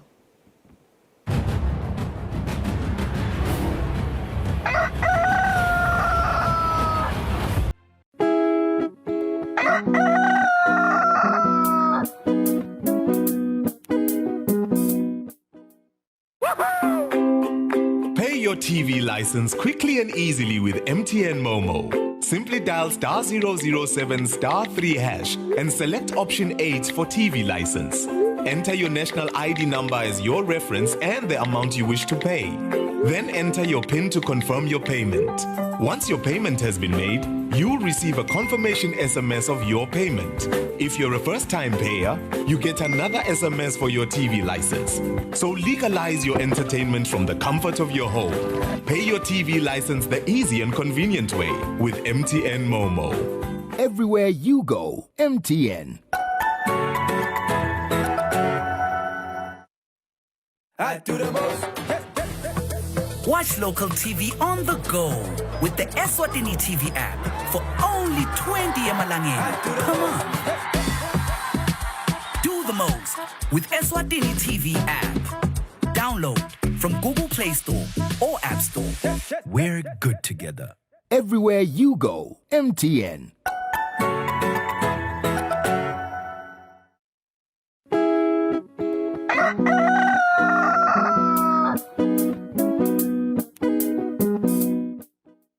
It is 21 minutes after 7 ngesikhathi sengelo sitawuthatha nathi tindzaba lechamuka ngaphandle kwakuleli sitawuqala ngalechamuka lapha even lase-Russia lapho khona baholi belive lase-Russia bafuna kuthathela tinyathelo mengameli walelive Vladimir Putin tindzabeni kwekuthi bathi beka uphatha kabi live lase-Ukraine is treating Ukraine with aggression. Ake sibuke umbiko. Ukraine and its allies say Russia's February invasion was a crime of aggression, defined by United Nations statute as the illegal use of force against another state. The European Union said Wednesday Moscow must be held accountable. And this is why, while continuing to support the International Criminal Court, we are proposing to set up a specialized court backed by the United Nations to investigate and prosecute Russia's crime of aggression. The International Criminal Court is already investigating alleged Russian war crimes, including the arbitrary detention and killing of civilians, torture, rape, and the targeting of Ukraine's civilian infrastructure. But Russia is not a signatory to the court, notes lawyer Frank Ledwidge. Well, the International Criminal Court has a number of jurisdictional problems facing it, particularly concerning the crime of aggression. The first step to setting up a special tribunal would be presenting a resolution to the UN Security Council. So that's going to be vetoed by Russia and probably China as well. So it will then go to the General Assembly. The General Assembly will vote on it. They will probably gain a majority, and therefore the new court, which would be called an ad hoc tribunal, will have UN backing. Gathering evidence would be complex and would take time. They will have to establish the evidence chain between Putin and his military forces. That should be fairly easy. For Putin's subordinates involved in executing this crime or committing this crime of aggression, there will also need to be probably secret evidence gained, and therefore agreements for that evidence to be produced to the court, to the prosecutor, as happened in Yugoslavia. Russia insisted any tribunal to investigate its invasion of Ukraine would lack legitimacy. Ledwidge helped gather evidence in the former Yugoslavia for the prosecution of former President Slobodan Milosevic in 2001 for crimes against humanity. Of course, the immediate response will be affected amusement or derision from the Russian dictator.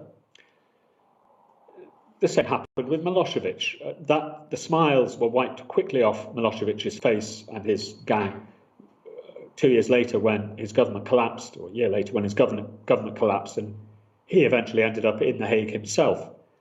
Is that going to happen with Putin? Well, we'll see. The last time a court was set up to investigate the crime of aggression was in 1945 during the Nuremberg trials at the end of World War II. Proponents of a tribunal say it is now vital that Russia is held accountable. Henry Ridgewell for VOA News, London. Sichubekela eveni lase-China lapho khona ama-authorities noma-ke uhulumende sewuvetile ukuthi imigomo liyaqiniswa yokulwa nomkhuhlane we-COVID-19 kulela live seyisusiwe, kanti-ke uhulumende uphinde waveta ukuthi basengakadi kahle kokuthi ingabe lesifo sitawuphela nini. For Beijing commuters, an unfamiliar experience Monday, as for the first time in months, they boarded public transportation without showing a negative COVID test. Many testing booths have been closed, and some people don't have time to get tests. But now we don't need them to get on public transport. It's more convenient. This might be the first step towards reopening after this pandemic. More than a dozen other Chinese cities have also lifted transport restrictions. Cinemas, too, are reopening after weeks of forced closure, though there, a recent negative test and a temperature check are required, and theaters are disinfected after each screening. Finally, I can go see a movie. It's been a while. The Chinese government is slowly easing some of the world's strictest COVID restrictions, measures that have seen neighborhoods and even entire cities locked down long after most countries stopped trying to block transmission of the virus. Those zero COVID policies have caused massive disruption and even been blamed for a number of deaths, sparking widespread protests in recent days, with demonstrators calling for an end to the measures and even the resignation of President Xi Jinping. The government and state media are now downplaying virus risks. Analysts say the government is laying the groundwork for ending zero COVID while trying not to lose face. Beijing says it's also planning to vaccinate millions of elderly Chinese whose inoculation rates remain low due to vaccine hesitancy and spotty health records. Kanti-ke leti qhamuka eveni lase-France kungathi-ke kunekungabata ekutheni tifonyo tiyasita ekulweni nekukwanza kwe-COVID-19 esiveni sase-France kulandzela-ke kukhula kwetinombolo tebantfu labatfola lo mkhuhlane sinembiko. France is heading into its 9th wave of COVID-19, and it may be time to return back to old habits, with many in the country calling for mask wearing to be made compulsory again on public transport. I think it's essential to bring the mask back. Lots of people are coughing and there's no one respecting social distancing rules anymore. I have my mask, but as long as it's not obligatory, I won't put it on because it's annoying. The French government says it's ready to take action if the 9th wave spirals out of control before the holidays.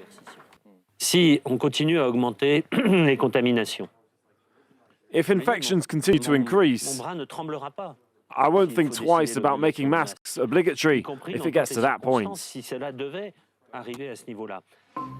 For the past month, COVID-19 has been on the rise again in France. Last week, there was an average of 50,604 cases per day. That's twice as many infections as there were at the beginning of November. Vaccinations to curb the spread of the virus are once again in the spotlight. I'm not vaccinated. I haven't had my first or second dose. We went on holiday, so we had to make sure we had all our doses. Authorities are still campaigning for everyone to be inoculated. Only 21% of those over 80 have received all their doses. Sesichubekela eveni lase-Russia lapho khona kubikwa ukuthi G7 price cap on Russia oil has kicked in on Monday. Russia will only sell at market price. Limiting Russian oil revenue without affecting global supply. That's the aim of a Russian oil price cap that will stop customers paying more than $60 a barrel for oil deliveries by tanker vessels. This comes after the European Union agreed to the sanctions, but Poland took some convincing, arguing for a cap as low as $30. The market price of a barrel of Russian crude oil is currently only $5 more than the cap, leading Ukrainian President Volodymyr Zelensky to call the sanctions not serious. Unfortunately, the discussion on price caps, on limiting the export price of Russian oil, has ended without a serious decision, because you wouldn't call it a serious decision to set such a limit for Russian prices, which is quite comfortable for the budget of a terrorist state. It means that only Russian oil bought at $60 or less a barrel will be allowed to be shipped using G7 and EU tankers, insurance companies and credit institutions, making it difficult for Moscow to circumnavigate the sanctions, with 90% of the world's major shipping and insurance companies based within the G7. It comes on the same day that an EU-wide ban on Russian crude oil imported by sea comes into force. The aim of these measures? To hit the Russian economy where it hurts. Before Russia's invasion of Ukraine, the EU was getting about a quarter of all of its oil from Russia. So eliminating these imports is a big step for Europe. It is hoped that these new sanctions will have an effect on the Russian war effort and military budget. Since the start of the conflict in Ukraine last February, it is estimated that Russia has earned around 67 billion euros from its sales. Kanti-ke lase-Belgium, a jury has been seated and proceedings are underway on their largest case yase-Belgium leyendeka in 2016 lapho khona kwabane-terrorism khona where 32 people were killed in a bombing. Kunembiko-ke lolandzelako. 10 men are going on trial in the Belgian capital over the deadliest peacetime attacks in the country's history. On that day, the 22nd of March 2016, at around 8 a.m, 2 nail bombs exploded in the departure hall of Brussels' main international airport. A little over an hour later, at the height of the morning rush hour, a third blast took place on a train passing through Maalbeek metro station close to the EU institutions. Commuters who survived fled the subway car onto the tracks. A total of 32 people were killed, more than 300 were injured. The coordinated attacks were quickly claimed by the Islamic State group, and investigators were soon looking into links with the November 2015 Paris attacks. They say they were carried out by the same Belgian-based cell. 6 of the men on trial in Brussels have already been found guilty of involvement in Paris, including Salah Abdeslam, who was sentenced to life in prison without parole for those attacks. He will be joined in the dock by his childhood friend Mohamed Abrini, who prosecutors say is the man in the hat captured on CCTV with 2 suicide bombers who blew themselves up in the airport attack. Abrini was seen fleeing the scene after his suitcase of explosives failed to detonate. The defendants will be tried by jury, selected from a pool of 1,000 Belgians last week. Expected to last up to 9 months, the trial in the former headquarters of NATO is the biggest and most costly in Belgium's history, with hundreds of plaintiffs. Sitipezela lapho ngaphandle kwakuleli asibahle temakethana sibuya sizakhulumisana namapanelo omkhulu etiko latekulima.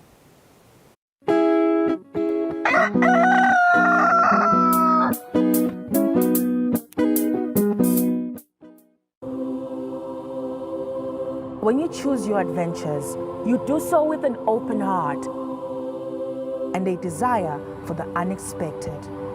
You embark on journeys to discover new worlds, full of wonder. You choose a path to awaken your senses, to feel the rush of life overwhelm you, a world to make you look up and realize just how inspiring this life can be. You ask, and we give you the royal experience. Arrive and awaken your heart. Explore life in ways only thought possible in your dreams. There are but a few places on earth so special, so unique, and so spectacular, where it becomes the rite of passage for the ambitious travelers, the courageous souls, to all have the one and only royal experience. That day when you look deep into your heart and leap into an ancient world so very different from your own, where magic, beauty, and love are shared forever. Then you will have a royal experience.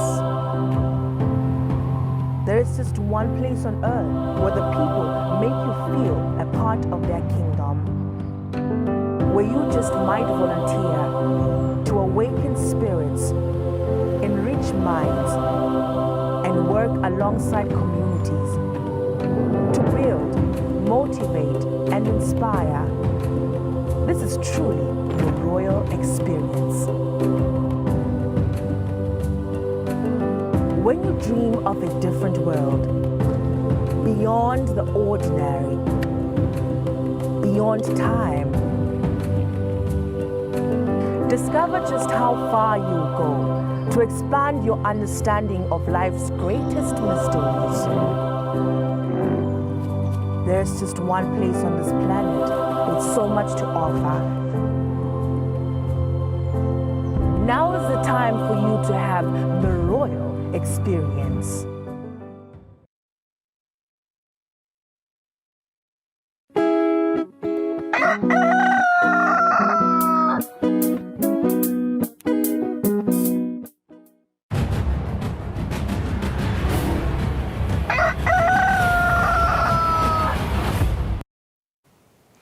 Welcome back. Siyabonga kuhlala nathi ehlelweni mhla tinga-29 ngenyanga yaKholwane indvuna yetekulima Jabulani Mabuza yakhokha umbiko webetindzaba lapho khona beyimemetela isiveni seMaswati ukuthi uhulumende nakulomnyaka wa 2022 uyachubeka nelihlelo lokuhlangabeta abalimi ngetindvo tekulima.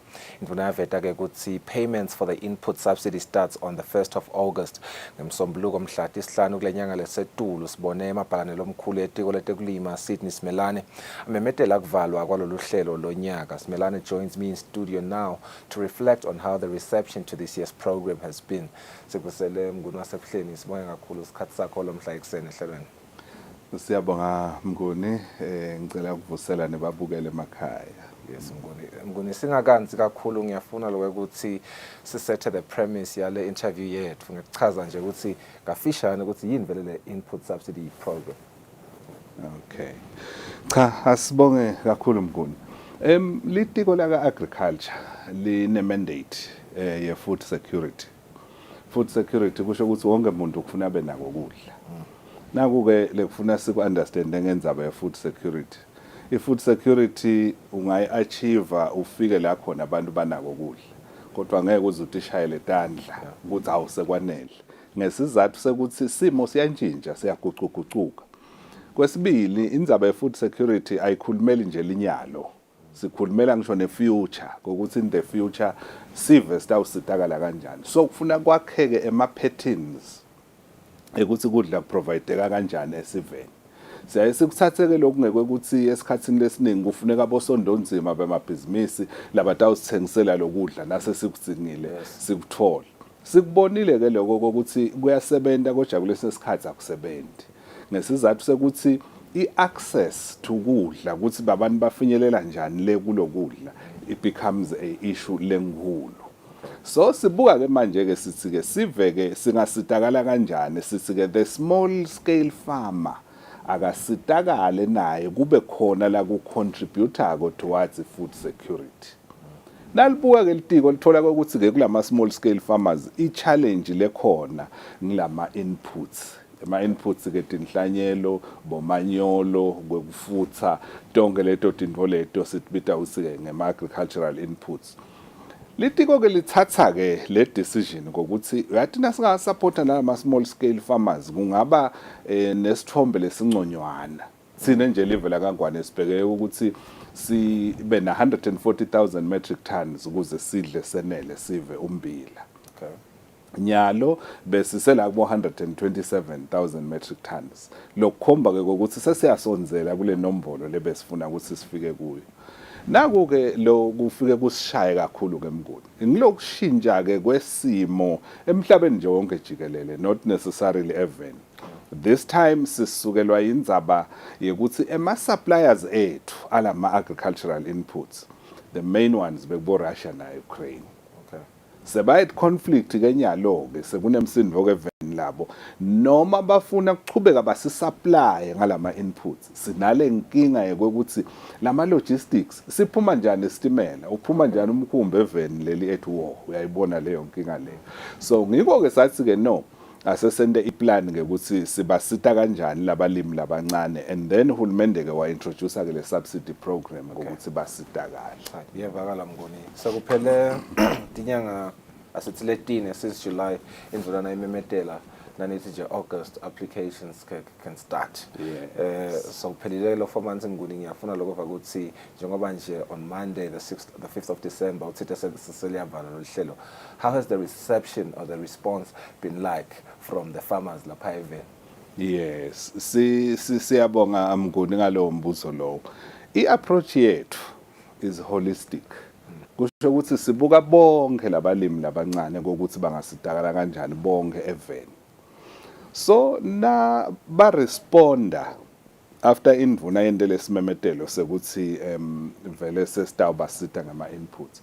Ba responda kahle. They come in numbers. Naku ke lengifisa ukuthi ngikucacise nje kancane. Imali uhulumende la supporta ngayo kule subsidy ayisiyo le endless. Ayisiyo leningi kakhulu iyahamba ihamba ifike esigabeni la iphela khona. If nje umuntu bekangenda iexample eminyakeni lophelile nakwendiwa lama contributions ekuthenga lama inputs. The farmer bekafaka 50%. Bese kuthi uhulumende afake lo mnye 50%. After lama complications ke lesedlule kuwo njengelitiko we realized sibonile lokho ukuthi itaba inkulu inkinga yekudla eveni nasingasukumi sentelutho because kutawushutha noma kwenyuke lama prices alama agricultural inputs. Laphuma ke litiko noma uhulumende wahamba wayofuna indlela yokuthi emaswati angasitwa kanjani. Safuna an additional 160 million kulo 40 million lebe siyaye simsebenzisa. Bukela ke ukuthi this is 4 times the amount. Ngesizathu sekuthi sibukele increase ya 100%. Nase sekulo 14,000 lokufuna khishwe per hectare kulima ummbila. Umlimi ukhipha 4,900. Hulumende ukhipha 9,100. Baphuthuma ke balimi ke baphuthuma ke yahamba yaphela yonke leyo mali. Saqhubeka mnguni sikhalo sabakhona siveni sakhala sive weva nje ngisho nema MPs abanawo ukuthi unkosi yami sidaba nebulukhuni kuma communities kudla ngeke kwenele kahle. Pinze induna yakithi sukume ibuke ukuthi ingasilekelela njani kuvele emathuba ukuthi asesimane sincengancenge sithole imadlana lenye sibangede induna ke yasivula ke lelithuba ke lalo 1,600 webantu in addition to laba hambe nalo 160 million. Ngiyabona bebabangakho inkosi. I will check my figures kodwa nje there were about 8,000. Okay. Yes, laba sitakala. So we're looking at approximately 9,600. 9,600 or more webantu labakhonile kusitakala. Yes. Mayivula ke indvuna ke kulaba ngu-1,600 vele utawumangala mngodi kokuthi basukumele etulu bantu kangaka kube kwathi kuyophela liviki bese siphinze futhi sesivalile sebathathe bonke lala ngu-1,600. So likhona lelisasasa lekuthi bayafuna bantu ukuthi bakhone kulima ngoba bayasibona simo ukuthi silikhuni kangakanani. Mngoni with your help, you remind me. In the previous years and yesteryears, Benitsi, the inputs ni on the program they accommodate kulima 1 hectare. Yes. But I think I do remember you in one of one of the news of Vela would see this year you are not limited to 1 hectare. Yes. How has that been the reality? Have they been applying for more than 1 hectare in Vale? And what has been the limit, this year? Ngiyabonga mngoni. Kuyadzinga vele lokuthi lokhu sive sichaze. Utawumangala ukuthi eminyakeni lophelile bantu lesakhona ukuthi sibasite kule subsidy program baba la kulabo 8,000. And then this year imali seyikhulisiwe kodwa le nombolo ayisinkulu kakhulu kwedlula eminyakeni lophelile. Uyatibuta ke sizathu yini? Sizathu ke ukuthi this time sivulile eminyakeni lephelile besimnika ilimit ya 1 hectare umlimi. Ukuthi ungalima 1 hectare noma ungathola inhlanyelo noma ama inputs a 1 hectare. Nasithola ke lo 160 million sabavulela abalimi sathi they can go up to 3 hectares. So uyabona ke labaningi ke nabafika ke balithola lelithuba bathi hey ngeke sisaliyekela bathatha labo 3 hectares bathatha labo 3 hectares bathatha baba baningi vele. And then lokho kwenta ukuthi ke noma yehla le nombolo yebantu mhlambe labatawu benefit but lokuhle kokuthi labantu laba balima la kangwane balimela emaswati lotawuba nemadlana utawukhona ukuthenga kulala abanye ummbila. Ngiko sithi sisebenzisa a holistic approach thina as long as live litaba na enough supplies ngiloko lokumgcoka kithi ukuthi ke sekulime bani it is not so important lokho. Ngiyavakala ngibona. So essentially singasho nje ukuthi we saw balimi noma singasho sile nombolo icishe yafana nale yalo 1 hectare but kuya reflect lo ukuthi the farmers now bebalima in a larger scale. kunjalo Mnguni balima in a larger scale ngiko nje leti nombolo umuntu awukhanza usethi kehluka kakhulu kuleta last year babe nayo leyo allowance ukuthi bangathola ema inputs for bigger areas and naku lokunye lokuhle Mnguni la labane potential yekulima larger areas i-sustainability yabo kusho ukuthi kuba nelithemba lokuthi nakusasa bangaphindze bachubeke balime kanjalo likhulu than mina lengidathi limela half a hectare lekhaya. Interesting Mnguni ngifuna nekubuka na indzaba nje I have this question in the back of my head solo uchubeka ukukhuluma something lo ivete ekuqaleni ukuthi lama armed conflicts and the escalation in prices of the inputs from lesicupha khona ngiwo la result ekutheni salonihlangabeda labalimi phinze nibancephetele at a much better scale ekutheni from lo 50% lo normal to now 35%. I'm worried angathi Mnguni utangitshela looking at maybe the following years umanithi seniyabuyela kulo 50% and you worried ukuthi there will be some form of kungajabuli from the farmers. Siyabonga Mnguni, that is a very important question ngoba ikhuluma ngeissue ye sustainability. Ikhuluma ngokuthi le support lesiniketa ama farmers itawuchubeka kuze kube nginini. Itawuhamba sakha iculture lenjani. These are questions that people ask. Sesiyati ukuthi nangabe abantu baphila ngama handouts abakhoni ukutifundisa ukuthi bayotilimela bona. We fully understand that. But ngicela sinake nako ke Mnguni. This was a special case. Okay. Lenzaba ye Russia and Ukraine impact yayo is so huge. Lokho ukuthi sibonile ukuthi nasingasukumi sibalekelele labalimi will have a problem. Number 2, naku lengifuna sikunake Mnguni. We plan ahead.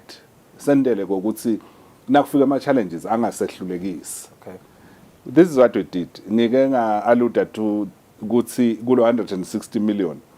Kahle imali kulo 160 million sikhiphe 48 million. Sathi establish what we call agriculture development fund. Okay. Sendele sustainability ke lapho kokuthi nangabe bakhona laba labatawukhona kwenda iagriculture at a commercial scale. Yes. Siyabakhuthata kakhulu and abete batawuboleka la esikhwameni. Siyajabula nje kusho ukuthi ema processes onke ahamba kahle, ma regulations sekaphasile naseparlamente secishe vele itawucala ku operators lithemba selikhulu so that batawukhona ke ukuthi nangabe le subsidy seyiya ngekwehla bakhone ukuthi at least singaboleka kule agriculture development fund lichubeke level P. Ngibona nihlale nisho ukuthi agriculture imcwa kanganani esiveni and it's not that nathi yasquat logo but ngiyathanda lokho ukuthi sikukhombute lokho every opportunity lesitfolako sibona timvula letinengi kunangomnyaka nango tibusiso leto. I just want to hear your sentiments around ekutheni firstly imploring balimi believe ukuthi njengoba seba implore ukuthi they should use the subsidy program. They have used it ekutheni yalo the maintenance of the fields nokuthi nje vele nosibuka ukuthi food security level angwane lime kumcwanga kanani ukuthi bachubeke balimi. Yes. Siyabonga Mnguni. Angathi umuntu uswela indlela yokuthi angakukhuluma akuthini lokho. Live kuze likhone uachieve i-food security. Lento le ifuna icale la ingqondweni yethu. Mindset. Sititshele sonke ukuthi sifuna kuba self sufficient ngekudla. Indvuna isukumisa uhlelo noma yasukumisa uhlelo lolubitwa ukuthi asidle kwethu. These small things lesithinta lemakhaya sithatha nje for granted. Awathi ukuthi kumcoka kwani ukuthi na ulikhaya libe nengazi. Ingazi inoma ingaba incane kangakanani kodwa so uyati ukuthi ama vegetable uyatitholela khona la ekhaya kakho. Kwesibili akube nesihlahla tetitselo. Lehlahla tetitselo titawukhona ukuthi natitsela uyadla uthatha le ndumbu uyahlanyela. But at some point titawutsela and kutakusida lokho. Lokunye kwesithathu sikhuthata ukuthi akube khona tifuyo ekhaya. Mhlambe ungakhanza tinkomo ukuthi dulile noma etinjani kodwa nje tinkukhu tibe khona bologwaja babe khona mhlambe naleto timbuti tibe khona. Lokho vele sikukhuthata kakhulu angeke ukhone ukuthi usondle sive sibe side le consciousness yekuthi sifuna ukuthi sibe self sufficient ngekudla. So vele sisemkhankasweni lomkhulu njobe nje timvula selokuthi chubachubeka tina. Siyacela abalimi vele basukume bende konke lokusemandleni abo ukuthi balime so that live litokhona kuphila and nathi kuyasisita ngoba kule culture lesiyakhako idlulela to the younger generations bafunzi kulamalanga nje induna yethu ine concern lenkulu ngekubuka abantu labasha ukuthi etindzabeni tekulima abangeni kanjani babanjwa yini so konke lokho sisemkhankasweni ukuthi silungisela ukuthi sikukhulumise sendele ukuthi batowukhona abantu labasha ukuthi nabo babe involved ku agriculture or farming. Nje sasigcina Mapalane, you are a busy ministry sinibona endzabeni cishe every week. Senivule amadipi senibolo ukuthi asidle kwethu the backyard gardens ngabe kukhona into ka preempt lesingathi nje ama programs that you have lenibuke kuwachuba in the future njengoba nakusesivala phela neminyaka wa 2022. Yes. Siyabonga Mnguni. Njoba ngisho nje litiko vele is always looking ahead. Yes. Isihluphile le issue yabantu labasha. We've tried in the past kuba involve kuma programs ethu but we've realized ukuthi kukhona nje something leshodako. Kune tendency ukuthi na ungumlimi because sewuhlulekile kwenta letinye tinto. Asewufuni loyo moya lo ngoba wrong. Kunema observations leswendako ezinje sichubeka nje obusho nje sibhizi kangaka. Recently nje bese siku woman farmer of the year. Yes. Nasi kuleyo lo msebenzi lo we are looking at the figures ukuthi bomake bangaki bakhona bomake bangena in huge numbers vele bayalima. Nasi sisibuka labantu labasha ukuthi bangaki ke emanfombatana la joinele lo hlelo inombolo iphasi kakhulu.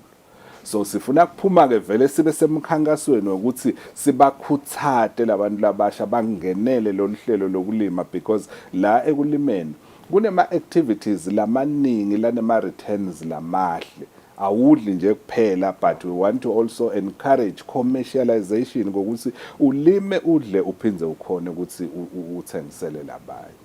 Ubona seplani sibonga kakhulu isikhatsi sakho lamhla ekseni. Thank you. Siyabonga Mnguni.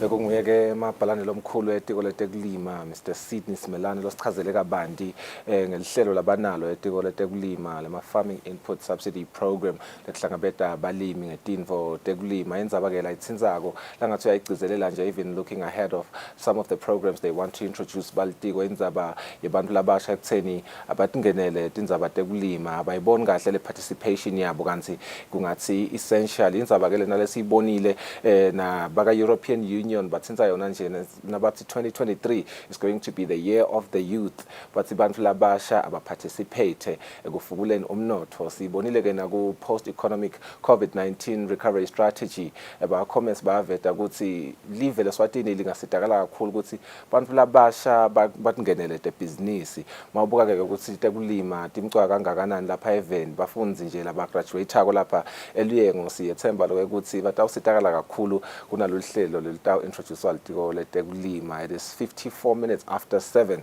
sitawahlola emarket.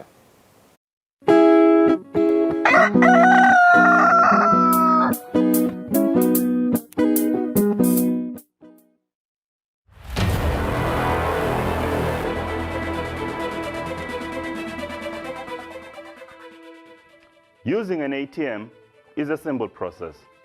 You insert your card, punch in your PIN, and withdraw your money. However, this simple task can open you and your finances up to certain dangers if you are not careful.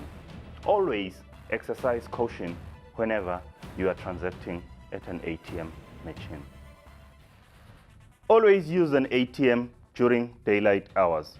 Robberies are far more likely to happen during the night when fewer people surround that ATM location. However, if you have to use an ATM during the night, you need to choose a machine in a well-lit public area.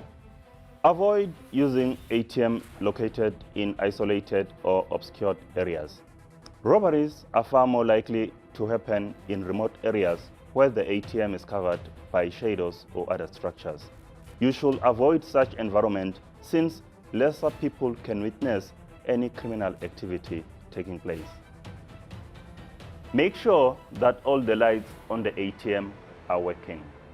If ever you find an ATM with faulty lights or other visibly broken features, you need to avoid using that machine. Be cyber aware, be cyber smart. Transact with caution.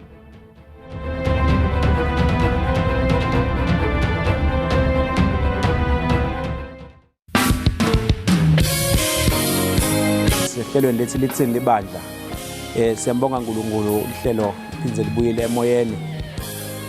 Basically ngingathi nje empeleni yabona uNkulunkulu nakadala umhlaba including bantu. Leti khathi leti tethenjisiwe ngofundisa incwadi yaJohn chapter 16 verse number 33. The way the gospel has been portrayed nayiletshwa lakubantu yabo yende ukuthi abantu babe offended.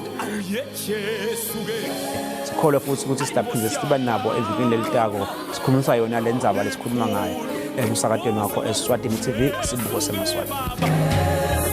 Ayijesuke kamalakho likhulu Jesuke I do the most. Watch local TV on the go with the Eswatini TV app for only 20 emalangeni. Come on. Do the most with Eswatini TV app. Download from Google Play Store or App Store. We're good together. Everywhere you go, MTN.